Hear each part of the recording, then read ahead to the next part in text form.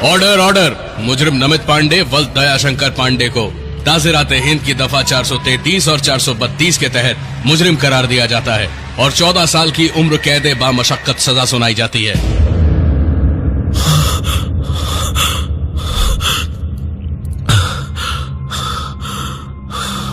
तीन साल से रोज यही एक सपना मुझे सोने नहीं देता।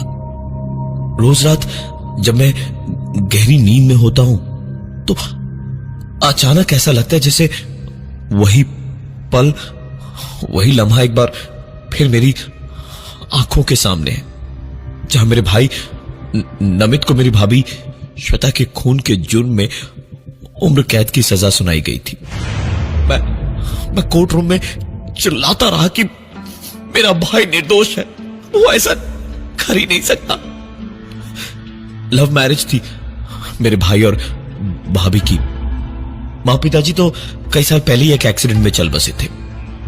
मकान को घर बनाने वाले हम तीन ही थे, पर सब कुछ जाने एक पल में क्या से क्या हो गया। घर तो जैसे पूरा शमशान बन चुका था, न किसी की बातें, न किसी की आवाज, न कुछ और। कभी कभी लगता है कि काश नमित होता तो कितना अच्छा होता। सब कहते थे कि नमित और ललित एक साथ हो तो सब कुछ झेल सकते हैं।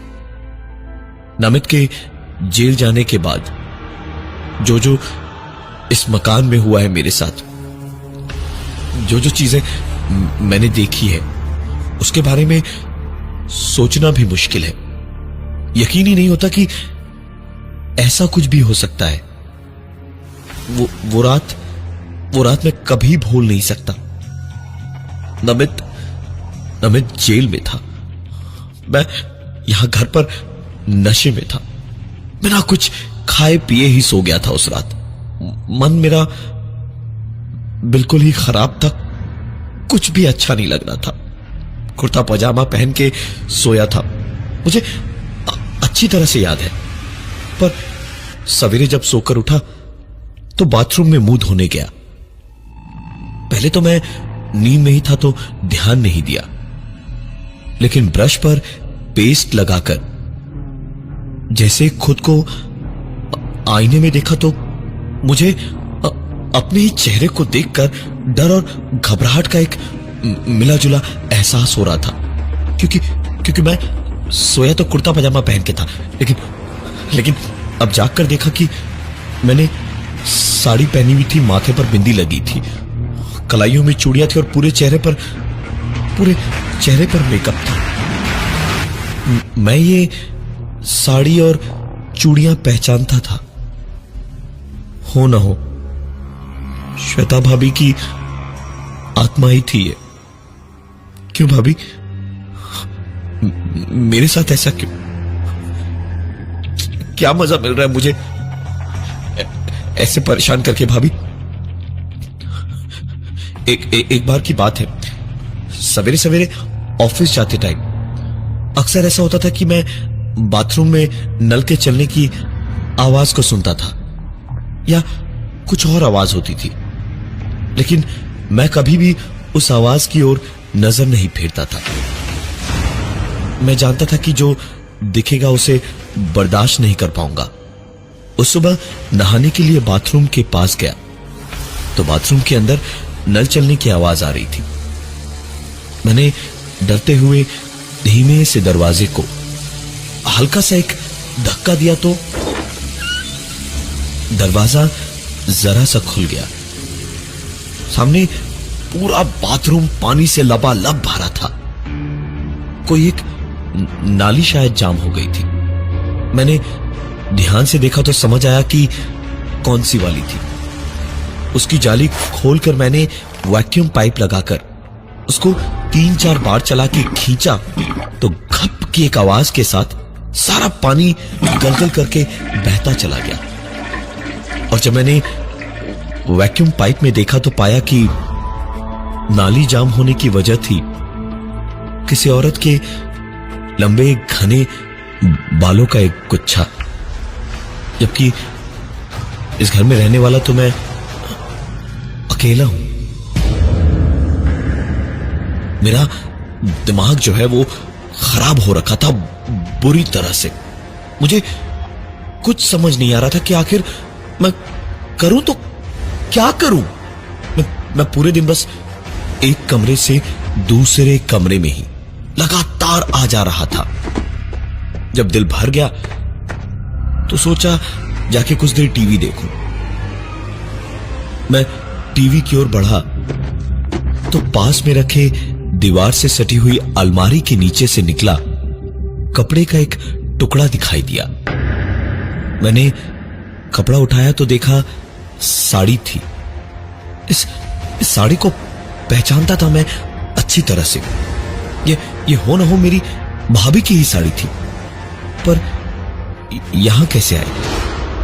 मैंने साड़ी अलमारी के नीचे से खींचनी शुरू की तो समझ में आने लगा कि साड़ी बिल्कुल भी कहीं फंसी या अटकी हुई नहीं थी, बल्कि जैसे किसी चीज से लपेटी हुई थी। साफ समझ आ रहा था कि जैसे जैसे मैं अलमारी के इस तरफ से साड़ी को खींच रहा था, वैसे वैसे उधर से कोई या कुछ घूमता जा रहा है। और कुछ देर खींचते ही मुझे ऐसा लगा जैसे मेरे हाथ गीले हो रहे थे। मैंने अपने हाथ देखे तो पाया कि मेरे हाथ खून से गीले थे। वो साड़ी खून में भीगी हुई थी और चारों ओर फर्श पर बस खून था चारों तरफ। मेरे हाथ से साड़ी छूट गई। मुझे ऐसा लग रहा था जैसे मेरे बदन में एक ही पल में लाखों सुइयां चुभ रही थी। सहन नहीं हो रहा था मुझसे। मैं सीधे अपने कमरे में भागा और जाकर मैंने दरवाजे को तुरंत बंद कर लिया। मुझे समझ ही नहीं आ रहा था कि मैं करूं क्या, भागूं यहां से अगर तो कैसे। बैठे बैठे घबराहट में ही पता नहीं कब आंख लग गई और मैं सो गया। मेरी नींद तब खुली जब एक आवाज सुनाई दी। इतनी गहरी नींद में भी मुझे इतनी सी एक आवाज ने जगा दिया। ध्यान से आवाज सुनी तो सोचा अच्छा ही हुआ कि मैं जाग गया। गैस शायद खुली छोड़ दी होगी मैंने। उठकर मैं सीधा किचन की ओर दौड़ा तो याद आया कि गैस तो खत्म हो चुकी थी और खाना मैंने बाहर से मंगवाया था आज। मैं खुद को रोकना तो बहुत चाहता था, लेकिन मेरे पैर उस ओर बढ़ते जा रहे थे। दिल देखना चाह रहा था कि वहां आखिर था कौन। धीमे धीमे कदमों से मैं किचन तक गया। पानी के वो उबलने की आवाज मेरे करीब जाते जाते बढ़ती जा रही थी। मैंने किचन का दरवाजा खोला और सामने देखा एक औरत मेरी ओर पीठ किए हुए खड़ी थी और पानी उबाल रही थी। मैं इतना तो समझ गया था कि यहां नहीं खड़े रहना चाहिए मुझे इसके बीच में बिल्कुल नहीं पड़ना। मैंने दरवाजा धीमे से वापस बंद किया और वापस अंदर अपने कमरे में आकर लेट गया, किसी डरे हुए बच्चे की तरह। मैंने कंबल पूरे का पूरा ओढ़ लिया, इस तरह की पैर के नाखून से लेकर सर तक पूरा शरीर ढक जाए। मैं लेटे लेटे अपनी सांस तक रोके हुए था कि जब मैंने एक आवाज सुनी। दरवाजा खुला और मुझे समझ आया कि कोई कमरे में आया है। और फिर शुरू हुई एक तेज जलन मेरे पैरों से शुरू होकर धीमे धीमे ऊपर मेरे सीने तक और फिर मेरे चेहरे तक। ऐसा लग रहा था जैसे मुझे जला के कोई राख कर देगा। मैं चीखते हुए एक झटके में कंबल उठा फेंका। और एक आवाज और गूंजी। मैं चिल्लाता हुआ कंबल हटाकर उठा तो देखा पूरा का पूरा बिस्तर गीला था, कंबल गीला था और इसका मतलब वो जो पानी उबाला गया था वही मेरे ऊपर डाला गया और उठते वक्त मेरा ही हाथ लगकर वो बर्तन गिरा था। मैं जलन के मारे चिल्लाए जा रहा था जब मैंने देखा वो बर्तन अपने आप घिसट घिसट के खुले हुए दरवाजे तक पहुंचा और वो बर्तन कमरे से बाहर गया तो दरवाजा अपने आप बंद हो गया। मैं अगले 2 घंटे, जब तक सवेरे का उजाला नहीं हो गया, तब तक चुपचाप डरा घबराया एक कोने में बैठा रहा। एक आवाज ना मैंने की, न किसी तरह की कोई दूसरी आवाज मुझे सुनाई दी। पूरे वक्त कलेजा मुंह को लिए बैठा था मैं। वो खामोशी, वो सन्नाटा मुझे शोर जैसा लग रहा था। सवेरा होते ही मैं तुरंत ही ऑफिस को निकल पड़ा। ऑफिस में लिफ्ट के सामने जब तक मैं पहुंचा तो लिफ्ट ऊपर को चल पड़ी थी। मेरी आंखों के सामने से लिफ्ट ऊपर गई और मैंने सिर्फ साड़ी पहनी एक औरत के पैर देखे और लिफ्ट की जमीन पर ढेर सारा खून फैला हुआ देखा। और ये देखते ही एक ही पल में मैं जैसे पसीने से नहा गया। एक अजीब सी सिहरन दौड़ने लग रही थी पूरे बदन में, मेरे सर से पांव तक। मैं वहां से डर, घबराहट और खौफ सब दिल में लिए हुए भागा तो ऐसे बदहवास बेकाबू सा देखकर मुझे सिक्योरिटी गार्ड ने रोककर पूछा, अरे सर क्या हुआ, ऐसे काहे भाग रहे हैं, सब ठीक तो है ना? एक इंसान को सामने देखकर मुझे काफी अच्छा लग रहा था, लेकिन फिर भी इतनी आसानी से खुद को संभालना ऐसे हाल में बहुत मुश्किल था। हांफते हुए मैंने उसे बताया, वो लिफ्ट में खून, वो और भूत। गार्ड मेरी बात सुनकर हंसा और उसने कहा, अरे सर क्या मजाक करते हैं आप भी, लिफ्ट तो 2 दिन से खराब पड़ी है, भूल गए आप? मुश्किल तो था, लेकिन मैंने मान लिया कि मेरा वहम ही होगा। मैंने गार्ड से कहा कि जरा मुझे घबराहट हो रही थी तो मेरे साथ सीढ़ियों से ऊपर 5वें माले मेरे ऑफिस तक चले। गार्ड खुशी खुशी मान गया।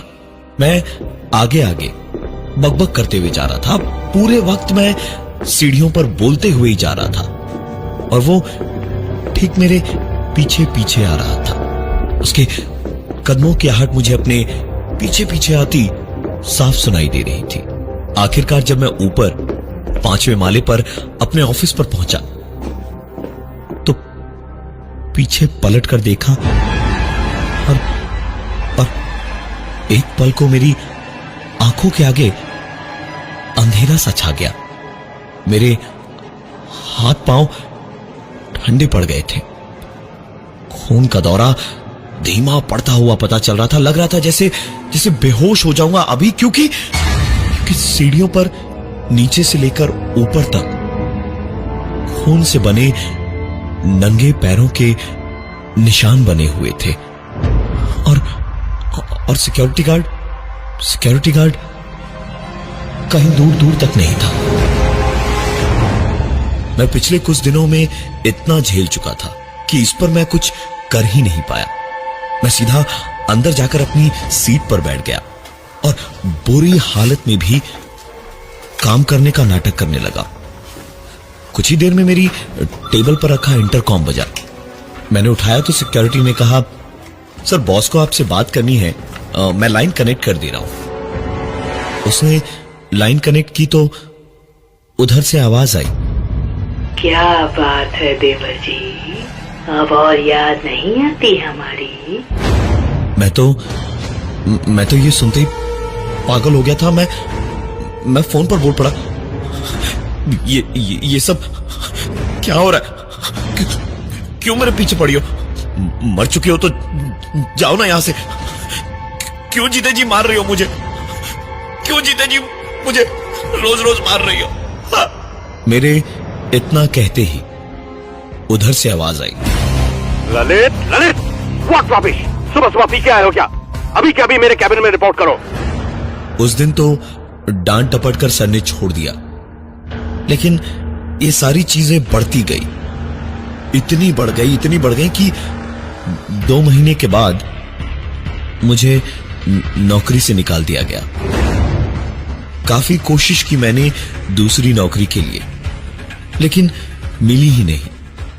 मार्केट में नाम खराब हो चुका था मेरा, कोई भी नौकरी देने को तैयार नहीं था। मेरे खाने के लाले पड़ गए। मैंने सब कुछ बेच दिया। किसी तरह जब कुछ भी नहीं बचा था तो मैंने मकान तक बेच दिया। कुछ दिन तक तो जिंदगी चलती रही, लेकिन फिर पैसे खत्म हो गए, नौकरी मिल नहीं रही थी, ऊपर से उधार भी मिलना बंद हो गया। 1-2 बार भूख के मारे मैंने पैसे चुराने की कोशिश की तो हाथापाई हुई और आखिरकार मैं सड़क पर आ गया। एक अच्छी खासी मेरी जिंदगी बर्बाद हो चुकी थी, लेकिन मैं जानता था कि एक जगह है जहां वक्त पे खाना मिलेगा ही मिलेगा। मैंने श्वेता भाभी के खून का इल्जाम जो मेरे भाई नमित पर था, वो अपने सर लेकर सरेंडर कर दिया। केस दोबारा से रीओपन हुआ। 15-20 दिन में सुनवाई हुई। मेरा भाई बाइज्जत बरी हुआ और मैं जेल में आया। एक बार नमित मिलने आया तो पता चला कि अपनी एक दुकान खोली है उसने और बड़े सुकून से जी रहा है, और मैं जेल में हूं। I mean, क्या करता? ये तो होना ही था ना। नमित तो सीधा साधा ही था बचपन से। एक दिन आकर मुझे बताया कि श्वेता का किसी और के साथ में कुछ है शायद। मैंने कहा कि ठीक है, तू फिक्र मत कर, मैं हूं ना। मैंने श्वेता का पीछा किया और सचमुच देखा कि उसका पुराना एक आशिक था जिसके साथ उसे रंगरलियां मनाते हुए मैंने रंगे हाथ पकड़ लिया। और वो नजारा देखते ही मेरे नमित की सूरत मुझे याद आ गई। मैंने वहीं के वहीं श्वेता की ही साड़ी से दोनों का गला घोंट कर उन्हें बेहोश कर दिया और एक बड़े पत्थर से दोनों का सर इस पूरी तरह कुचल डाला कि कोई पहचान ही ना पाए। नमित कमजोर था, अकेलापन नहीं झेल सकता था, तो उसने पूरा इल्जाम अपने ऊपर ले लिया और जेल चला गया। लेकिन अपने पापों की सजा अगर श्वेता को मिली थी तो मुझे भी मेरे पापों की मिलनी ही थी। पर अब लगता नहीं कि यह काफी है। श्वेता की एक साड़ी मेरे गले में लपेटी हुई है और खिड़की के उस सरिये से लटक के आज इसी जेल में सब खत्म करना है मुझे। बिना मौत सुकून नहीं मिलेगा।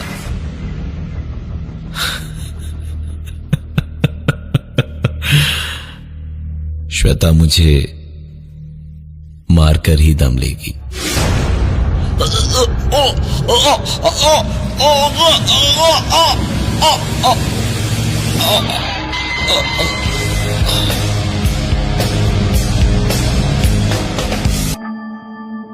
तो कैसी लगी आपको ये कहानी हमको कमेंट में ज़रूर बताना। पसंद आई है तो लाइक करें, कमेंट करें, अपने दोस्तों के साथ शेयर करें और नए आए हैं तो हमारे चैनल को सब्सक्राइब करें।